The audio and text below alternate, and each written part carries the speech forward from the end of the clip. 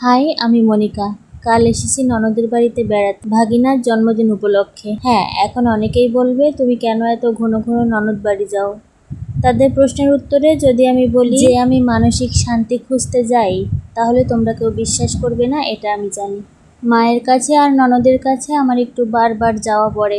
আর কোথাও ঘুরতে যাওয়ার জায়গা নাই এমন না, তবে মায়ের পরে যদি দ্বিতীয় কারোর কাছে যে মানসিক শান্তি পাই, সেটা হলো আমার ননদ। তাই তো ছুটে ছুটে বেশিরভাগই এই দুইটা জায়গায় আমার যাওয়া। মায়ের মতো সকল আবদার ওর কাছে মেটানো যায়। কি খেতে ভালোবাসি, কোনটা দেখতে ভালোবাসি, কোথায় যেতে ভালোবাসি, এটাও খুব ভালোভাবে পর্যবেক্ষণ করে। ননদের কাছে গেলে মনে হয় আমি যেন আমার মায়ের কাছে এসেছি।